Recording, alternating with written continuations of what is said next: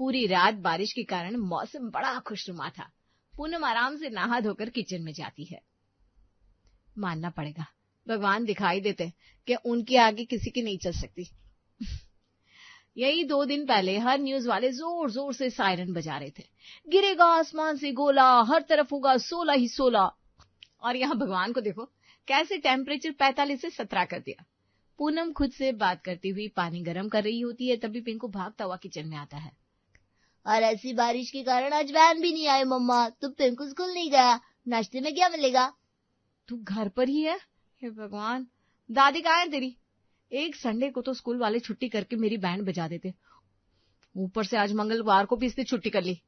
पूनम, जिसका मूड अभी तक खिला खिला था, अपने बेटे को देखकर जरा अपसेट हो जाता है। वो सीधा अपनी सास के पास जाती है। आपने इस शैतान को स्कूल क्यों नहीं भेजा मम्मी? अब दिन भर घर पर बैठा ये शैतानियां करेगा। और आप जानती है ना कान का कितना तेज है ये, मन की 2 बातें भी नहीं कर पाएंगे हम दोनों। दोपहर की नींद तो गई, आज तेल लगाना है।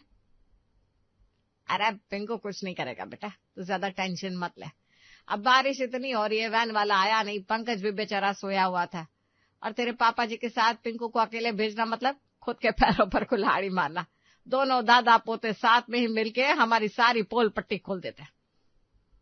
इसलिए तेरे ससुर के साथ तो मैं इसे भेज नहीं सकती थी, फिर बचा कौन? खुद इसे स्कूल लेकर जाती तो पता चला मैं रास्ते में रह गई। इसलिए फिर आज इसकी छुट्टी करवा दी। ठीक है मम्मी जी, ड्राइंग कॉपी लाकर देती हूँ इसकी, आपके पास ही बिठाकर रखिएगा, कहीं जाने मत दीजिएगा इसे।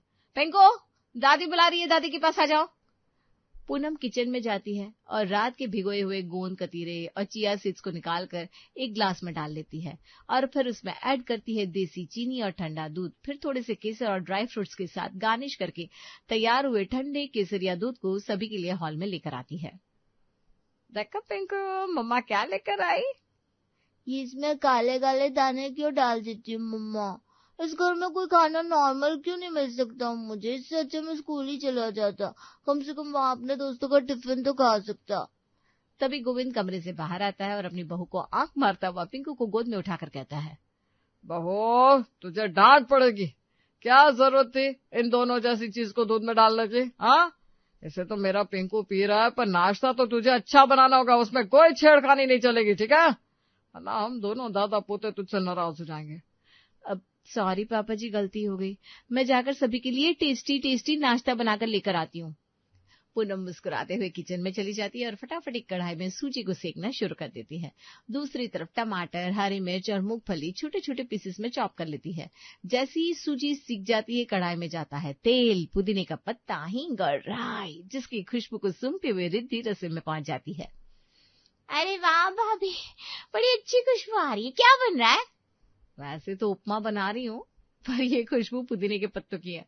हमारे छत पर जो पुदीने का पौधा लगाया था ना मैंने, इतने प्यारे प्यारे पत्ते हुए हैं, मेरे हाथों में खुशबू हो गई। ओरिजिनल चीजों की ना बात ही अलग होती है। देख रही है पूरे घर में कैसे खुशबू बिखर गई है। और पुदीना ना पाचन को भी अच्छा लगता है। उसके अलावा इसमें राई के दाने भी डाले।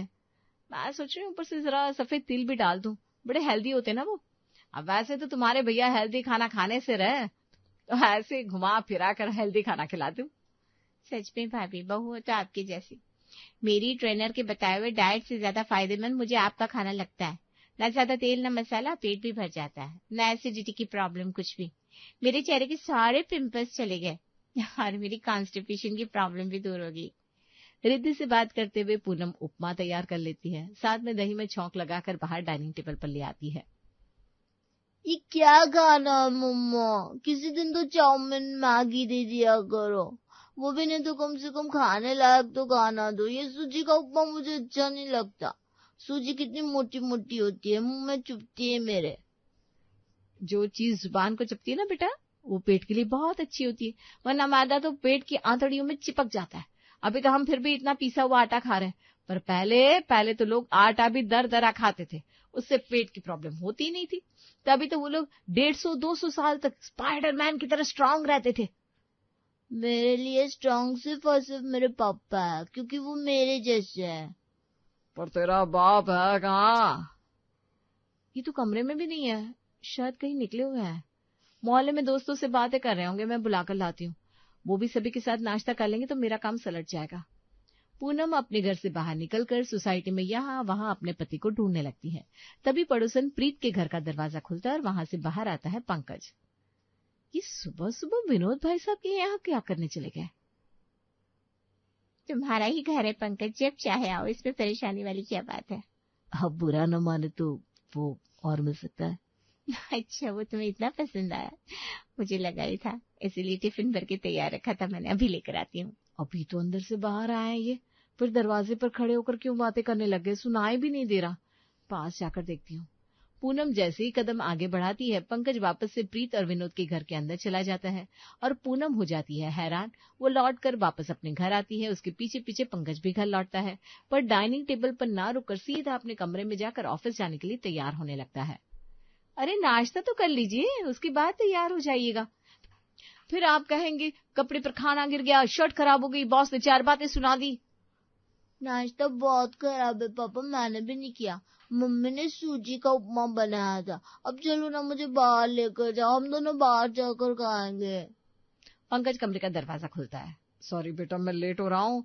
पापा वापस आने के बाद तुम्हें जरूर बाहर लेकर जाएंगे और रात का खाना हम अपनी पसंद का खाएंगे, प्रॉमिस। और बस अपना बैग उठाकर पंकज सीधा गाड़ी में बैठकर अपने ऑफिस के लिए निकल जाता है। हद हो गई, न नाश्ता किया न टिफिन लेकर गए। ये तो सिर्फ शुरुआत थी और आज के बाद हर रोज सुबह यही होने लगता है। पंकज सुबह सुबह कहीं चला जाता, उसके बाद न नाश्ता करता ना ही टिफिन लेकर जाता। ऐसे तो इन्हें कमजोरी आ जाएगी। नाश्ते का पूछो तो जवाब नहीं देते, लंच में क्या खाया पूछो तो कोई रिप्लाई नहीं देते। उनके लंच का वक्त हो गया, कॉल करती हूँ। पूनम पंकज को कॉल मिलाती है और पंकज का फोन उसका दोस्त उठा लेता है। इसे कहता है जिंदगी भाई, इसे कहता है जिंदगी। मेरी बीवी ने तो समझ लो मेरा गला घोट कर रखा था। अरे भाई, दिन की शुरुआत ही इतनी खराब होती थी, पर अब तो मेरी सुबह इतनी सुहानी होती है कि वाह वाह वाह, मजा आ जाता है। सवेरा अच्छा करने के बाद मैं तो सीधा ऑफिस आ जाता हूँ। उसके बाद रात को तो बस किसी तरह नींद ही पूरी करनी होती है, वो भी कैसे भी हो जाएगी। अरे पंकज, भाभी का फोन है, कुछ बोल रही है। बॉस ने कितनी बार मना किया है, ऑफिस में घर वालों का फोन नहीं उठाया जाएगा, फोन रख तू। तो मेरे पीछे ये सब हो रहा है, यानी ये रोज रोज विनोद भाई और प्रीत भाभी के घर जाते हैं। पर भैया के घर पर रहते हुए प्रीत ये सब कैसे कर रही है? छी, हमारा एक बच्चा है, ये जानते हुए प्रीत मेरा घर तबाह करने पर तुली पड़ी है।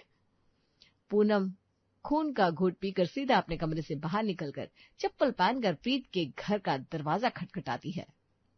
क्या बात है पूनम? विनोद भाई साहब से काम था, जरा उन्हें बाहर भेज दो। ऐसे ही मुंह उठाकर मैं किसी के घर नहीं आ जाती। किसी के घर? ये घर तुम्हारा अपना ही है। वैसे तुम्हारे भाई साहब पिछले 15 दिनों से अपनी बहन की यहाँ गए हुए हैं। वो मेरी ननद को बच्चा होने वाला है ना। तुमने एक बार भी नहीं सोचा कि तुम जो कर रही हो वो गलत है? तुम्हें कैसे पता चला पूनम? जो चीज सामने दिख रही हो वो छिप कैसे सकती है? आफ्टर ऑल मैं एक औरत हूँ। मुझे पूरा विश्वास है पूनम, तुमने इस बारे में किसी से कुछ नहीं कहा होगा। ये बात छुपी रहे तो ही अच्छा है, क्योंकि इसमें पंकज भी शामिल है, बदनामी दोनों की होगी। ये कहकर प्रीत अपने घर का दरवाजा बंद कर लेती है और पूनम वहीं खड़ी रह जाती है। सब तबाह हो गया रिद्धि, सब तबाह हो गया। तुम्हारे भैया का अफेयर है प्रीत से। वही मैं सोच रही थी, विनोद भाई साहब के रहते हुए ये चक्कर कैसे चल रहा है। फिर पता चला वो तो घर पर है ही नहीं। उनके पीठ पीछे तुम्हारे भाई अपनी सुबह सुहानी करने के लिए मेरे साथ के घर चला जाता है, और वो प्रीत इतने आराम से कह रही थी, मुझे विश्वास है तुम इस बारे में किसी से नहीं कहोगी। मम्मी हालत देखो भाभी की, क्या करे बताओ। सीधा सामने जाकर मीटिंग बिठा दे, बोलो भैया का हाथ पकड़ते और ले जाते प्रीत भाभी के घर। अब जो होगा देखा जाएगा। जब प्रीत सब मान ही रही है तो क्या साबित हो जाएगा वहां जाकर? जैसे उसने मान लिया तेरा भाई भी हाथ उठा देगा, कह देगा हाँ भाई हो गई गलती, आगे भी करूंगा। तो जल्दबाजी में ऐसे मैटर को नहीं संभाला जाता बेटा। धीरे धीरे रिश्ता वहां से तोड़ना होगा और यहाँ वापस जोड़ना होगा। कभी नहीं सोचा था मैंने कि ये दिन भी देखना पड़ेगा। मेरा पंकज ऐसा नहीं था। हर सुबह जहाँ सिर्फ पंकज ही गायब होता था, आज पंकज के साथ पिंकू भी गायब था। हम कहाँ जा रहे हैं पापा? वही बेटा जहाँ से स्वर्ग का दरवाजा खुलता है। पर याद रहे पिंकू, ये सीक्रेट पापा और बेटे के बीच में ही रहना चाहिए। आज संडे है इसलिए तुम्हें वहां लेकर जा रहा हूँ, बाकी वीकडेज में तुम्हें नॉर्मल रहना है सभी के सामने, ठीक है? इधर उधर देखता हुआ पंकज पिंकू का हाथ पकड़कर प्रीत के घर के अंदर चला जाता है और अंदर जाता हुआ घर का दूसरा दरवाजा खोलकर एक आधे टूटे दीवार को फांदकर एक ऐसी जगह पहुंच जाता है जहां चारों तरफ लगी हुई थी गोभियां। तो कैसा लगा पिंकू, मोहल्ले के बीचों बीच फार्मिंग होती देखकर? आंटी के घर के पीछे से नटवर अंकल के घर का रास्ता है। तो नहीं, पर फार्मिंग के लिए आंटी ने एक नया रास्ता बना लिया है। इस बारे में किसी को बताना नहीं बेटा। नटवर अंकल 2 साल में कभी कभी आता है। अब उनकी जमीन पर आंटी खेती करके अच्छी अच्छी गोभी उगा ले तो उसमें बुरा क्या है। आधी जमीन में जो बीज बोई है उसकी गोभियां तुम्हारे घर जाने वाली है बेटा। इस बिजनेस में मैं और तुम्हारे पापा साथ हैं। प्रीत सभी के साथ घर के अंदर आती है और किचन में जाकर ब्रेड को घी में सेकने के बाद उसमें रात की बची हुई आलू गोभी की सब्जी भरकर बाहर बैठे बाप बेटी की जोड़ी के लिए लेकर आती है, जिसे खाते ही पिंकू तो आंटी का दीवाना हो जाता है। आंटी ने क्या खिला दिया, इससे अच्छा तो मैंने कभी कुछ खाया ही नहीं। अब समझ में आया, अब घर पर नाश्ता क्यों नहीं करते हो पापा? अरे बेटा, इस बारे में अपनी मम्मी को मत बता देना। उसे पता चल गया कि हम पड़ोसी के यहाँ खाकर आ रहे हैं तो वो तो हम दोनों को घर से बाहर फेंक देगी।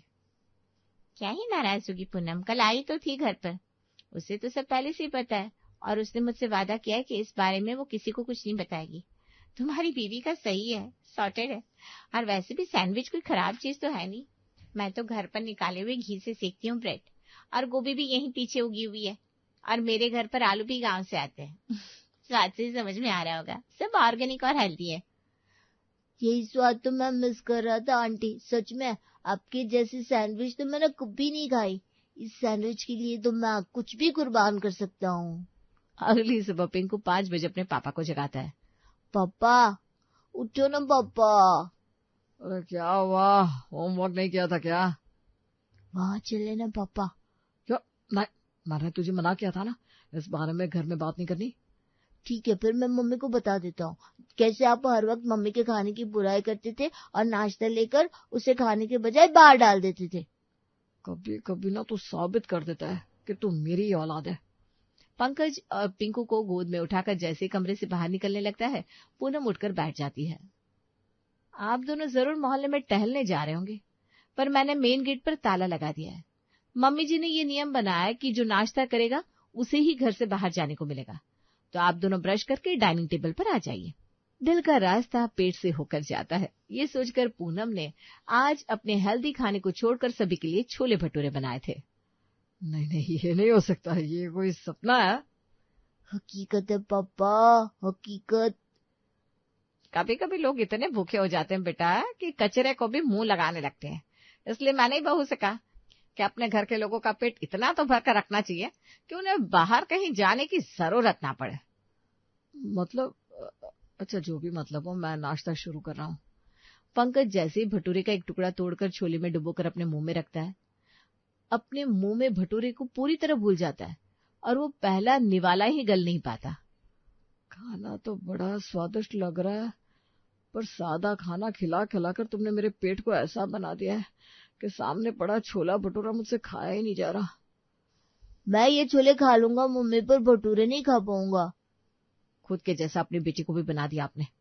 कैसे अच्छा लगेगा मेरा बनाया हुआ खाना जब कहीं और ही पेट भर रहा हो आपका।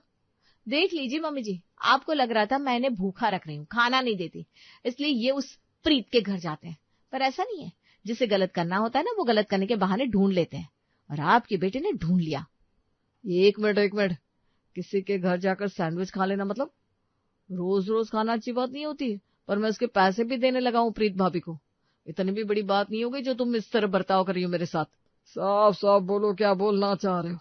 बहू ने मुझे बताया कि तेरा उस प्रीत से चक्कर चल रहा है। हे भगवान, इस बात को आप लोग इस तरह से ले जाएंगे, मैंने तो कभी सोचा ही नहीं था। आपकी बहू रही हमारे हेल्थ को लेकर कुछ ज्यादा ही सेंसिटिव।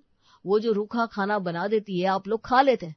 रिद्धि को तो यही चाहिए, जितना ऑयल फ्री खाना हो उतना अच्छा, ताकि वो पतली रह सके, उसके चेहरे पर ग्लो बना रहे। पर मुझसे ये खाना नहीं खाया जा रहा था। ऐसे में एक सुबह मुझे विनोद का फोन आया। उसने अपने लैपटॉप से कोई फाइल चाहिए थी, पर भाभी को फाइल भेजना आ नहीं रहा था, तो मैं विनोद के घर गया। अब भाभी की इतनी बड़ी मदद की, इसलिए वो मेरे लिए सैंडविच बनाकर ले आई। और वो सैंडविच, आय हाय हाय, क्या सैंडविच थी। उसे खाने के बाद मेरा मन ही नहीं माना। मुझे लगा थोड़ा और मांग लूं, इसलिए भाभी ने मुझे टिफिन पैक करके दे दिया। अच्छा, तो उस दिन दरवाजे पर ये बातें हो रही थी, पर फिर तुम्हारा फोन पर कहना कि तुम अपनी सुबह सुहानी करने प्रीत भाभी के घर जाते हो। अरे भाभी के बैकयार्ड में अगर तुम चली गई तो तुम्हारी भी सुबह हरी हो जाएगी। भाभी के घर के पीछे ही नटवर की जमीन की बाउंड्री थी। तूफान के कारण उस बाउंड्री की एक दीवार आधी टूट गई और इसी का फायदा उठा लिया भाभी ने। वो मस्त दीवार फांद कर उस जमीन पर जाती और गोभी की खेती करती। उस खेती वाली जमीन को देखकर मुझे तो नानी के घर की याद आ गई। कितना अच्छा लगता था मम्मी वहां। ला सुन लो, ये बात है, इसीलिए लोग कहते हैं किसी बात को पूरी जाने बगैर कोई डिसीजन नहीं लेना चाहिए।